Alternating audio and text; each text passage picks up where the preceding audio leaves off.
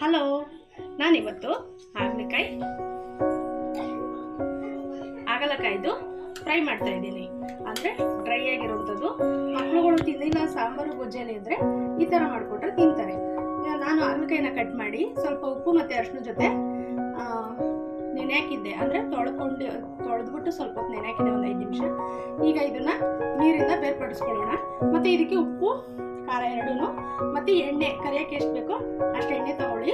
ನಾನು ಇದು ಸ್ವಲ್ಪ ತೋರಿಸ್ತಾ ಇದ್ದೀನಿ. ಬನ್ನಿ ಈಗ ಸ್ಟಾರ್ಟ್ ಮಾಡೋಣ ಹೇಗೆ ಅಂತ. ಈಗ ಎಕ್ಸ್ಟ್ರಾ ನೀರನ್ನ ಒಂದು ಬಟ್ಟೆಯಿಂದ ಅದ್ದಿ ಎತ್ಬಿಡೋಣ.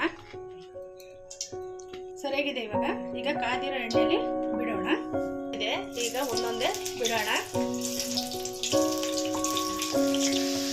ಹೀಗೆ ಸ್ವಲ್ಪ ಕೆಂಪಗೆ ಹುರ್ಕೊಂಡ್ರೆ ಸ್ವಲ್ಪನೂ ಕೈ ನೀರಲ್ಲ, ತಿನ್ನಕೊಳ್ಳೆ ಕುರುಮ್ ಅಂತ ತುಂಬ ಚೆನ್ನಾಗಿರುತ್ತೆ. ಮಕ್ಕಳು ಕೂಡ ತುಂಬ ಇಷ್ಟ ಆಗುತ್ತೆ. ಈಗ ನಾನು ಇದನ್ನ ಎತ್ತುತ್ತಾ ಇದ್ದೀನಿ, ಹಾಕೊಂಡಿದ್ದೀನಿ. ಇದಕ್ಕೆ ಬೇಕಾಗುವಷ್ಟು ಉಪ್ಪು ಖಾರನ ಸೇರಿಸ್ತಾ ಇದ್ದೀನಿ. ಇದನ್ನ ಈಗ ಒಂದ್ಸರಿ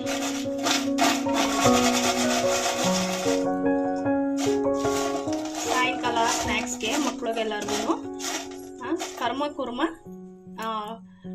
ಹಾಗಲಕಾಯಿ ಫ್ರೈ ರೆಡಿ ಇದೆ. ನೋಡಿ ಎಷ್ಟು ಚೆನ್ನಾಗಿ ಕರಮ್ ಅಂತ ಇದೆ. ನೀವು ಮಾಡಿ ತಿಂದು ಕಾಮೆಂಟ್ ಮಾಡಿ ಹೇಗಿತ್ತು ಅಂತ. ನಿಮ್ಮ ಕಾಮೆಂಟ್ಗೋಸ್ಕರ ಕಾಯ್ತಾ ಇರ್ತೀನಿ ಅಂತ ಹೇಳ್ತಾ ನನ್ನ ವಿಡಿಯೋನ ಇಲ್ಲಿ ಮುಗಿಸ್ತಾ ಇದ್ದೀನಿ. ಎಲ್ಲರಿಗೂ ನಮಸ್ಕಾರ.